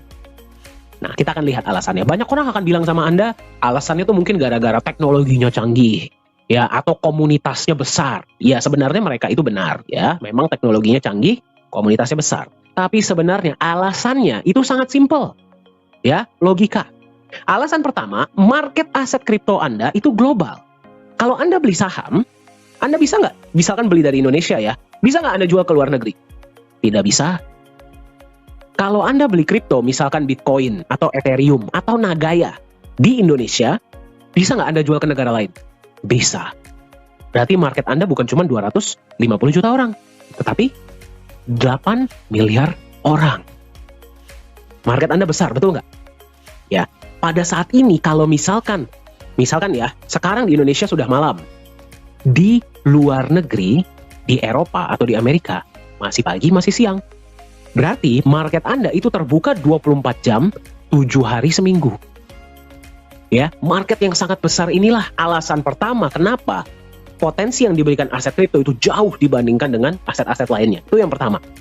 Ya, dan yang kedua, kalau kita berbicara supply atau jumlahnya terbatas. Nah, maksudnya bagaimana tuh, Pak? Kayak contohnya Bitcoin, ya. Dari awal kalau sudah ditentukan nilai jumlahnya cuma ada 21 juta, ya dia nggak bisa nambah dari 21 juta. Nah, Gaya dari awal ditentukan cuma 50 juta, dia nggak bisa nambah. Ya, jadi Anda bayangkan, market yang sangat besar, supply-nya terbatas. Demand yang besar, supply terbatas. Apa yang terjadi dengan harga? Naik. Nah, tapi per presentasi ini dibuat, Anda mungkin melihat dan Anda mungkin bertanya, Pak, tapi harga Bitcoin turunnya sangat drastis. Ya, turunnya tinggi sekali. Kok bisa naiknya sangat tinggi, turunnya sangat tinggi? Nah, inilah kenapa pentingnya ada yang namanya underlying asset. Ya, kalau aset kripto ini tidak ada backup asetnya, aset lain ya, yang jauh lebih mature, jauh lebih matang, mereka itu akan sangat mudah digoyang oleh pasar. Nah, jadi sebuah aset kripto dengan potensi yang sangat fantastis, Anda setuju ya, potensinya fantastis. Kalau misalkan ditambahkan dengan backup aset real, aset lain, contohnya emas, menurut Anda bagaimana potensinya? Ya, kalau naik akan sangat tinggi, tapi dia tidak akan turun di bawah nilai aset yang membackup, betul tidak? Nah, itulah kenapa hari ini saya akan perkenalkan Anda kepada sebuah aset digital, hybrid crypto aset pertama di dunia yang di backup oleh sebuah underlying asset. Namanya adalah Nagaya. Secara simpel adalah sebuah bukti digital kepemilikan sejumlah emas murni. Kenapa Nagaya lah yang dipilih sebagai satu-satunya alat tukar di sebuah mall? Kita akan lihat sama-sama. Setiap koin Nagaya yang Anda pegang, berapapun koin Nagaya yang Anda miliki, setiap koin Nagaya Anda itu adalah bukti kepemilikan sejumlah emas murni, emas fisik ya. Di mana disimpannya, seperti apa emasnya, kita akan lihat sama-sama ya. 50% dari dana awal Anda digunakan untuk beli emas. Ya, bukan 100% ya. Kenapa? Karena kalau misalkan 100%, ya berarti dia segitu-segitu aja selama-lamanya, betul tidak? Ya, konsep inilah yang membuat Nagaya yang dipilih sebagai alat tukar di mall tersebut. 50% di awal digunakan untuk beli emas, yang berarti emas ini bertindak sebagai pelindung nilai. Ya, kita tahu ya, yang namanya pasar bisa naik, bisa turun, apalagi pasar aset digital. 50% ketika sudah di-backup oleh emas, dia melindungi nilai Nagaya Anda. Jadi kalau dia naik, dia bisa naik sangat tinggi, tapi dia tidak akan turun di bawah nilai emas yang membackup. Masuk akal? Nah, yang lebih hebat lagi, emas yang membackup setiap koin Nagaya Anda bisa bertambah jumlahnya. Ya, berarti misalkan pada hari ini setiap koin Nagaya Anda di-backup oleh 0,001 gram emas. Bulan depan bisa jadi 0,002 gram emas. 0,003 gram emas. Senang nggak Anda megang Nagaya kalau emasnya bertambah? Senang. Ya, dan yang bertambah adalah jumlah emasnya. Datangnya dari mana? Ya, karena Nagaya akan menjalankan proyek-proyek real, proyek-proyek fisik. Ya, yang nanti dari net profitnya akan ada alokasi untuk menambahkan hak emas Anda dalam bentuk gram, dan juga memberikan Anda profit sharing tambahan dalam bentuk US dollar. Ya, berarti Anda megang koin Nagaya, 50%-nya sudah di-backup emas, dan emasnya bisa bertambah lagi setiap bulan. Ya, senang nggak Anda megang Nagaya? Senang. Ya, sekarang Anda bayangkan, inilah kenapa Nagaya ini sedang sangat viral, ya, dan digunakan di mall. Dari satu proyek, Anda menerima penambahan emas dan profit sharing sebulan 1 kali. Bagaimana nanti kalau 2 proyek sudah jalan? Berarti Anda menerima 2 kali. Betul? 2 kali sebulan. Bagaimana kalau proyek ketiga sudah jalan? Berarti Anda menerima tanpa harus Anda apa-apakan ya. Anda hanya memegang saja koin Anda menerima penambahan emas dan profit sharing dari 3 proyek. Bagaimana kalau ada proyek keempat, misalkan kita jalankan di properti atau di real estate? Ya, Anda akan menerima dari 4 proyek. Ya, dan seterusnya. Ya, berarti Anda megang Nagaya tanpa Anda harus apa-apakan. Di backup emas dan emasnya bertambah terus dari proyek-proyek yang kita jalankan. Ya, belum lagi kita berbicara tentang benefit dari profit sharing. Ya, itulah alasannya kenapa Nagaya lah yang dipilih sebagai alat tukar di P4 Lala Square di Sejong City. Sekarang kita lihat sama-sama. Inilah potensi penambahan emas Anda per Nagaya ya dalam waktu ke depan. Jadi Anda bayangkan ya, market aset digital itu bisa naik, bisa turun. Ya, kalau naiknya sangat tinggi, turunnya pun sangat tinggi. Tapi di Nagaya, karena aset Anda di backup emas, dan Anda bisa lihat ya, garis yang hijau, emasnya terus bertambah. Yang berarti, kalau dia turun, dia tidak akan turun di bawah nilai emas yang membackup. Karena Anda nggak akan mau jual Nagaya Anda di bawah nilai emas yang membackup, betul tidak? Ya, yang berarti nilai Nagaya ke depannya akan relatif lebih stabil, jauh lebih stabil, dengan kecenderungan naik ke depannya. Jadi kembali saya tanyakan, berapa banyak koin Nagaya yang ingin Anda miliki? Pertanyaan yang tadi kita belum jawab. Apakah bisa lebih dari $100? Kita akan lihat sama-sama. Mari kita lihat ya, dari zaman dulu, potensi emas sampai sekarang, itu bagaimana? Ya, naik terus. Ya, kita tahu nilai emas itu dari zaman dulu sampai masa depan itu pasti naik terus. Bitcoin ya, itu adalah aset digital yang pertama. Mungkin Anda sudah sering dengar ya. Bitcoin itu hanya aset digital ya, tanpa di backup emas, tapi Anda bisa lihat potensi kenaikannya sangat luar biasa. Kenapa? Karena potensi aset digital itu marketnya sangat besar dan supply-nya terbatas. Supply Bitcoin hanya ada 21 juta yang bisa beli dari seluruh dunia. Ya, bagaimana dengan Nagaya? Nagaya sama tidak seperti Bitcoin? Sama. Ya, Bitcoin bisa naik dari harga 1 sen dolar atau sekitar 140 rupiah di tahun 2008 sampai sekarang ada di sekitar 35.000 dolar atau 40.000 dolar. Berarti harga ada di sekitar 600 jutaan. Tanpa di backup emas. Bagaimana dengan Nagaya? Marketnya global dan akan digunakan di mall, ya, dan supply-nya terbatas. cuman ada 50 juta koin di seluruh dunia. Ya, dan setiap koinnya di backup oleh emas dan emasnya bisa bertambah lagi. Bagaimana menurut Anda harga Nagaya ke depan? Diprediksi akan terus meroket. Jadi saya tanya sama Anda, bisa tidak Nagaya harganya melewati $100? Sangat bisa. Ya, jadi berapa banyak koin Nagaya yang ingin Anda miliki? Lihat, kenapa harus ada backup emas? Kita lihat ya, volatilitas Bitcoin melawan emas. Ini Bitcoin ya, ini sebelum tahun 2000, ini pada tahun 2020, belum yang 2021 tadi. Kita lihat ya, volatilitasnya seperti apa dibandingkan dengan emas. Naiknya tinggi, turunnya juga tinggi, ya. Jadi kalau naik bisa sampai langit, turun bisa sampai lantai. Jadi teman-teman bayangkan, kalau teman-teman belinya di harga tinggi, ya, belinya di harga tinggi, udah nggak bisa naik lagi, kemudian nilainya turun, betul nggak? Turunnya itu bisa hilang sampai 20-30% sehari. Ya, saya nggak bilang volatilitas itu jelek. Ada beberapa teman-teman kita di luar sana itu yang senang dengan trading.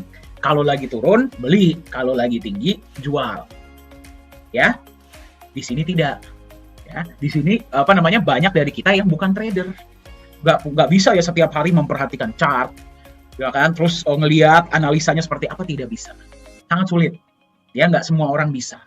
Nah, makanya kalau kita lihat emas, walaupun dia ada turunnya, tapi kecenderungannya jangka panjang naik. Betul? Jadi emas itu bertindak sebagai pelindung nilai agar nilai Nagaya teman-teman tetap stabil tapi kecenderungannya ke depannya naik. Ya, jadi itulah fungsi dari emas, ya. Nah, jadi cara kerja Nagaya itu seperti apa nih? Misalkan teman-teman hari ini bilang, "Oke deh, saya mau nyoba deh belajar berinvestasi ya, beli koin Nagaya." Misalkan berapa? 2, 3, 5 koin kayak terserah, ya. Nah, cara kerjanya itu seperti apa? Ya. Misalkan mobil. Ya, di Indonesia itu mobil udah sangat banyak, betul nggak? Ya, mobil udah sangat banyak. Apa yang menentukan bahwa mobil tertentu itu adalah milik Anda? Apa yang menentukan? BPKB, betul nggak? Nggak tertulis di mobilnya kan bahwa mobil ini milik Pak Dani, gitu, nggak. Ya, yang menentukan pemilik mobil adalah BPKB. Kemudian tanah. Ya, saya doakan nih teman-teman nih semuanya sukses ya.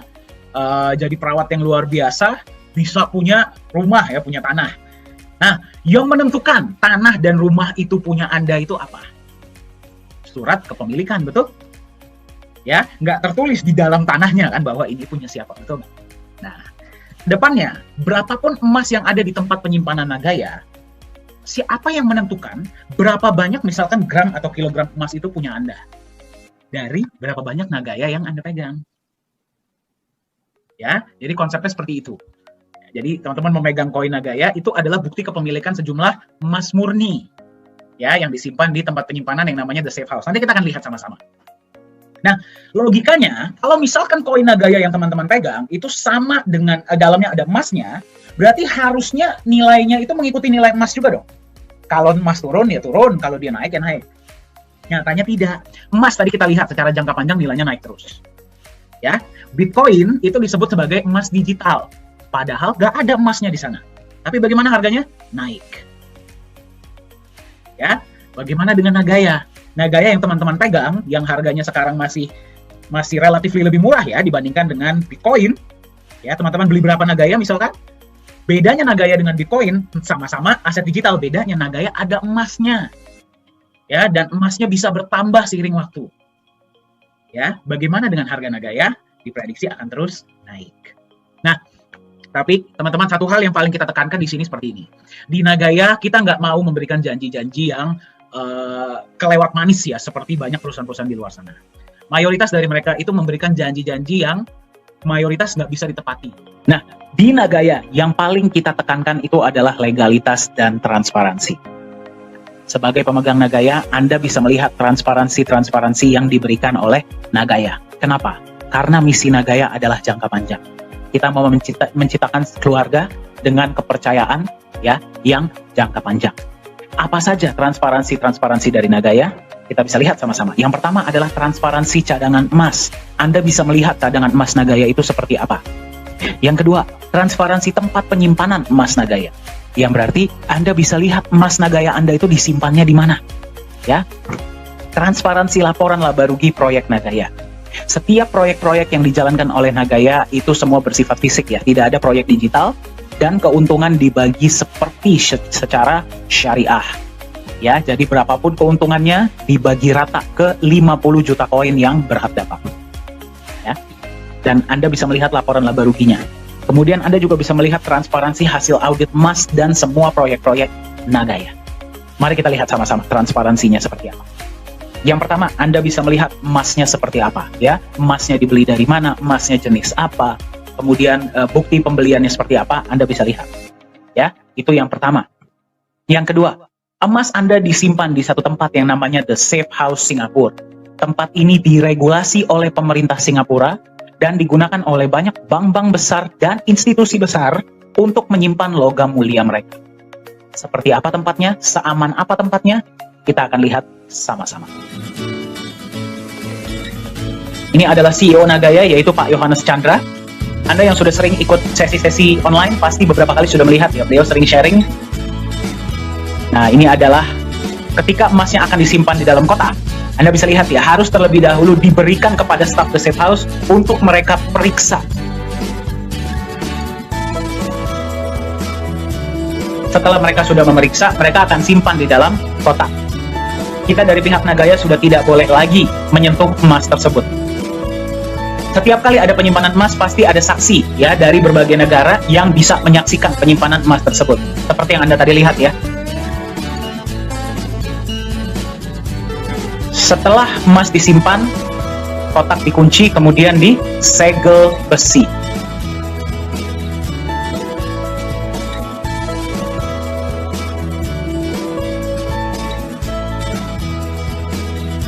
Nah, selain transparansi emas, juga Anda bisa melihat adalah transparansi dari proyek-proyek yang akan dijalankan. Ya, sekarang yang baru dijalankan adalah satu proyek. Pada saat video ini dibuat, ya presentasi ini dibuat.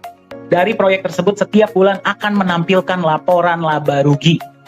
Laporan laba rugi ini bisa Anda lihat ya, jadi setiap bulan net profit berapa, pembagian untuk emas berapa ya, dan kemudian dibagi ke berapa banyak Nagaya, Anda bisa melihat semuanya jelas. Dan akan diaudit juga setahun sekali. Nah, salah satu alasan lain kenapa Nagaya lah yang dipilih sebagai alat tukar ya di mall tersebut, di Mall T4 Lala Square ini. Tadi Anda sudah lihat ya, transparansi emasnya jelas, tempat penyimpanannya aman, proyek-proyeknya pun jelas. Sekarang Anda bisa melihat inilah legalitas perusahaan Nagaya Technologies Private Limited yang terdaftar resmi di pemerintah Singapura. Ya, Anda kalau masuk ke website pemerintah Singapura, Anda bisa cek transparansinya, semua detailnya Anda bisa dapatkan. Ini adalah tim manajemen kita. CEO adalah Pak Yohanes Chandra, beliau lulusan Jerman, sudah berada di dunia blockchain dan kripto ya dan IT dari tahun 2011. Jadi beliaulah yang membuat seluruh sistem blockchain dari Nagaya. Ya, bagi Anda yang bertanya, Nagaya ini adalah mainnet, bukan token. Ya. Nah, co-founder adalah Ibu Yuli Yolanda, beliau berdomisili di Singapura ya dan menghandle kantor-kantor kita di Singapura. Suami beliau adalah rekanan bisnis dari Bapak Anthony Salim. Ya, mungkin Anda sudah pernah dengar beliau. Chief Marketing Officer adalah Profesor Jung, ya beliau mantan anggota dari government ya atau pemerintahan Korea Selatan dan juga dosen. Ya, beliaulah yang memegang aktivitas kita di Korea Selatan. Beliau jugalah yang berhasil menggolkan proyek dengan T4 Lala Square ini. Koh Hui Hui adalah Chief Communication Officer berdomisili di Singapura. Pengalaman beliau adalah 17 tahun di Singapore Airlines atau SQ. Ya, di bidang marketing communication. Ketika melihat konsep Nagaya, beliau bergabunglah menjadi bagian dari manajemen inti Nagaya. Business Development Manager adalah Pak Yosua Hadi. Beliau sudah 33 tahun ya memegang perusahaan-perusahaan marketing dan sekarang beliau menyebarkan informasi mengenai Nagaya ini ke seluruh pelosok-pelosok Indonesia. Ya, jadi jika Anda ingin di kota Anda bisa lebih mengenal tentang Nagaya, silahkan hubungi Pak Yosua Hadi. Dan yang paling kiri adalah saya ya. Saya yang memegang digital media dan training, saya bersyukur ya bisa menjadi bagian dari Nagaya di tahun 2020 awal, 2019 akhir sebenarnya ya.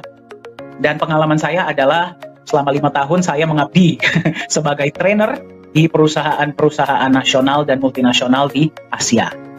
Nah, ini adalah advisor kita, yaitu beliau adalah Bapak Nizam Ismail.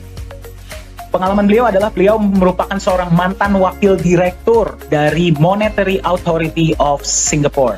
Ya, berarti kalau bagi Anda yang bertanya, MAS itu seperti Bank Sentral dan OJK-nya Singapura jadi satu lah. Ya, sampai hari ini beliau masih aktif di dunia hukum, masih aktif di dunia perbankan ya dan juga blockchain dan cryptocurrency. Kenapa kita mau menunjukkan Anda ini? Ya, yang pertama adalah kita ingin menunjukkan bahwa manajemen Nagaya ini bisa Anda temui.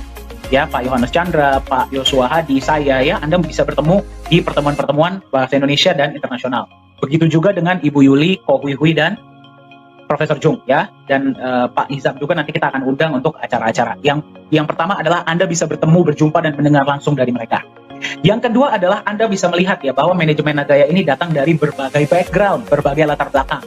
Ya, kita percaya bahwa kalau sebuah perusahaan IT hanya mementingkan teknologi saja, Anda juga pasti percaya ya, itu tidak akan berjalan lancar. Kecuali konsep bisnisnya pun bagus dan dijalankan dengan benar. Ya, Anda bisa lihat manajemen kita, background-nya ada yang dari pemerintahan, ada yang dari bisnis, ada yang dari perbankan, ada yang dari IT, ya, dan macam-macam. Untuk membuat Nagaya ini terus menjadi tambah kokoh, tambah maju, dan bisa menjadi manfaat ya, memberikan kesejahteraan bagi sebanyak-banyaknya pemegang Nagaya di luar sana. Ini adalah kantor kita, kalau Anda mau mampir di Singapura dan di Korea Selatan, silahkan ya. Nah, jadi karena berita ini ya, bahwa Nagaya ini akan digunakan sebagai satu-satunya alat tukar ya di seluruh blok mall di P4 Lala Square ini, berita ini sudah mencapai di negara-negara lain. Ingat ya, Nagaya ini cuma ada 50 juta koin. Ya, 5 juta disimpan di perusahaan, 45 juta kita lepas ke publik. Dan bisa dibeli oleh semua orang di seluruh dunia. Ya, jadi karena Anda sekarang bertemu dengan Nagaya di harga 1,9, Anda masih mendapatkan di salah satu harga awal. Anda bayangkan nanti ketika sudah digunakan di mall, berapa harga Nagaya pada saat itu. Ya, ini adalah salah satunya ya. Kemarin ada sebuah acara ya yang namanya adalah DAO Consensus Summit di Dubai tanggal 16 sampai 21 Maret 2021. Dihadiri oleh 148 negara ya. Nah, ini adalah saya dan Pak Yohanes Chandra kemarin ketika kita diundang, dan kita memang satu-satunya ya perusahaan yang memang perusahaan kripto. Dan kita diajak untuk berbicara mengenai konsep Nagaya ya. Nah, ini bisa lihat ketika sesi kita ya. Kembali dari 148 negara di seluruh dunia. Dan ketika pada saat itu terjadi, langsung pembelian Nagaya dari banyak negara ini langsung meledak. Ya, mungkin Anda yang sudah bersama Nagaya dari beberapa waktu yang lalu, Anda pasti tahu ya, ada beberapa pembelian-pembelian besar yang Anda bisa lihat di Transparency Report, itu dari beberapa negara-negara di luar Indonesia. Ini adalah logo kita. Jadi memang sekarang pun ada banyak negara-negara ya, yang sudah mengkontak kami, ingin menjadi yang pertama untuk membagikan info mengenai Nagaya di negara mereka. Ya, dan mungkin ada beberapa juga yang mau buka kantor di negara mereka. Jadi memang informasi ini sudah tersebar. Ya, jadi kalau Anda nggak ambil action secepatnya, harga Nagaya ini naik terus, Anda tertinggal. Berapa banyak Nagaya yang ingin Anda miliki? Nah, ini adalah website kita ya, sudah dikunjungi oleh di 6 benua. Ya, yang belum cuma tinggal satu, yaitu Antartika. Ya, tapi 6 benua ini sudah melihat konsep Nagaya. Nah, masing-masing dari koin yang dipegang itu ada emasnya, betul nggak? Ya, emas itu bisa diambil tidak? Jawabannya bisa. Ya, minimal 5 gram bisa diambil. Ya, jadi contohnya saya doakan ya di sini semuanya rezekinya lancar, masing-masing misalkan bisa beli 10.000 koin Nagaya. Kedepannya ya kita lihat ya, mau beli satu atau 100 nabung sampai berapapun boleh, mau beli sekaligus boleh. Itu terserah masing-masing ya.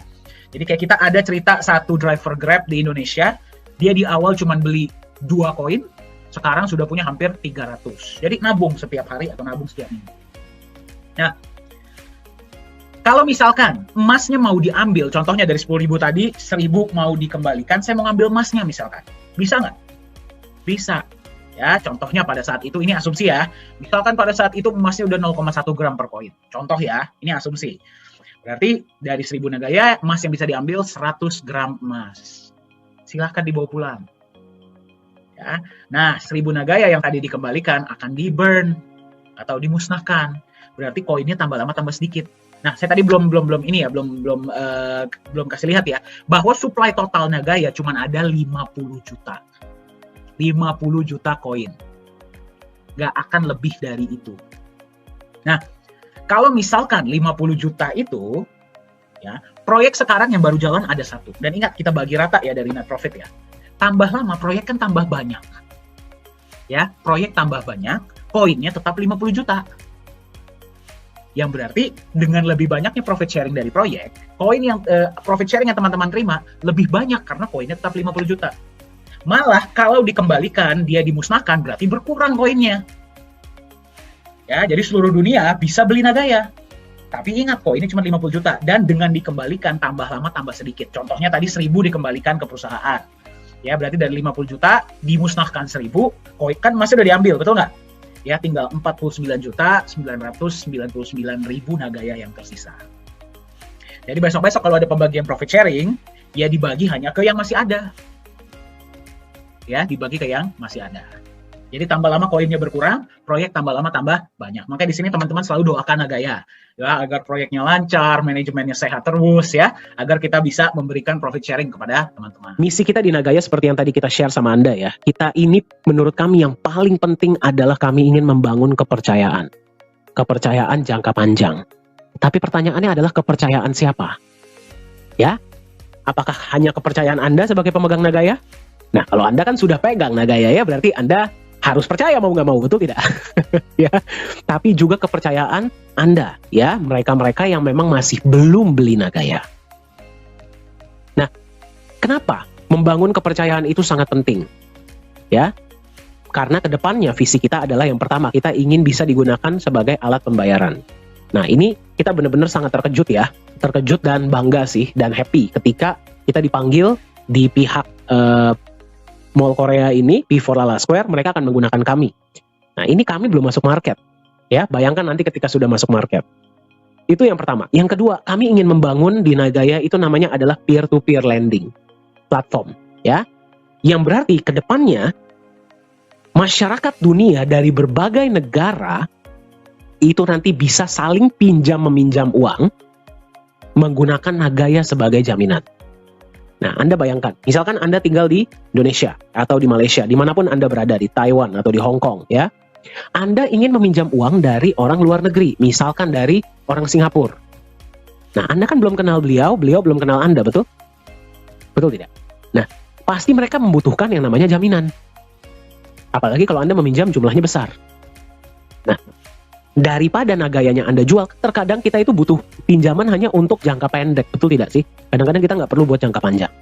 Daripada Nagayanya Anda jual, Anda jaminkan saja. Anda bilang sama mereka, saya punya Nagaya, sejumlah Nagaya yang hak emasnya sekian.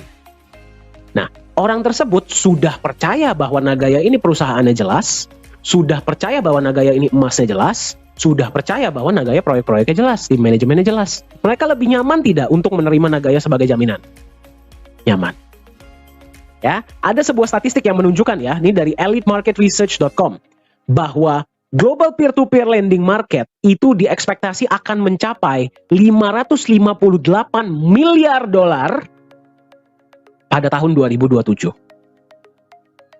Kalau misalkan Nagaya nanti masuk memfasilitasi hal-hal ini, ya, memfasilitasi peer-to-peer lending, menurut Anda, kita kalau ambil 1%-nya saja, gak usah deh, 0,1%-nya saja dari market share ini, lumayan tidak? Lumayan untuk kita jalankan proyek, berikan Anda dalam bentuk penambahan emas dan profit sharing, betul? Nah, kenapa kita mau tunjukkan Anda ini? Ini adalah rencana, ya, yang akan kita jalankan di roadmap ini, sudah adalah bagian dari roadmap kita. Saya mau Anda membayangkan kemana Nagaya bisa mengarah ke depannya dengan konsep yang seperti ini. Anda sudah melihat konsep Nagaya itu seperti apa? Pertanyaan saya kepada Anda sekarang adalah, di harga berapa Anda mau memiliki koin Nagaya? Mari kita lihat sama-sama perkembangan koin Nagaya. Ya, pertama kali diluncurkan pada tahun 2018, harga satu koin Nagaya adalah $1 per koin. Di akhir tahun 2020, proyek pertama dimulai. Ya, harga naik menjadi, yang bisa Anda lihat di layar ya, $1,1. Respon sangat positif ya. Di awal tahun 2021, yaitu di bulan Januari, profit sharing pertama kepada pemegang Nagaya yang berhak dapat didistribusikan. Ya, pada saat itu harga naik menjadi $1,25. Semenjak bulan Januari hingga pada saat presentasi ini dibuat, setiap bulan Nagaya rutin membagikan benefit dari proyek. Ya. Bulan berikutnya benefit kembali dibagikan, harga naik menjadi $1,36. Bulan selanjutnya ya, profit sharing dan penambahan emas dibagikan, harga naik menjadi $1,48. Bulan selanjutnya kembali dibagikan, harga naik kembali menjadi $1,61. Bulan selanjutnya 1,75 US dollar, bulan selanjutnya 1,9 US dollar. Ya, jadi selamat bagi Anda yang masih sempat mendapatkan di harga 1,9. Ya, Anda hari ini per presentasi ini dibuat, Anda menemukan Nagaya di harga 2,06 US dollar. Jika dibandingkan dengan tujuan Nagaya ke depannya, harga ini masih harga awal. Ya, jadi Anda bisa lihat ya, Nagaya tidak menunggu Anda. Nagaya tidak menunggu siapapun, harganya akan tetap naik. Jadi Anda mau beli berapa, Anda mau beli kapan, harga Nagaya akan tetap naik. Nah, pertanyaan beberapa teman-teman kita adalah, apakah Nagaya sudah bisa diperjualbelikan di market kripto global? Jawabannya adalah, target Nagaya akan masuk market akhir tahun 2021 atau awal tahun 2022. Ya, apakah bisa Anda belinya nanti saja ketika Nagaya sudah masuk market? Bisa. Ya, tapi kita harus ingat pada saat itu berarti yang mengetahui informasi mengenai Nagaya dari seluruh dunia. Ya, bisa atau tidak? Bisa, tapi kita nggak tahu pada saat itu harga Nagaya sudah berapa. Ya, yang pasti sudah naik, tapi kita nggak tahu di mana. Mungkin sudah di sini. Ya. Bagaimana ketika Nagaya sudah digunakan di P4 Lala Square di Sejong City, Korea Selatan?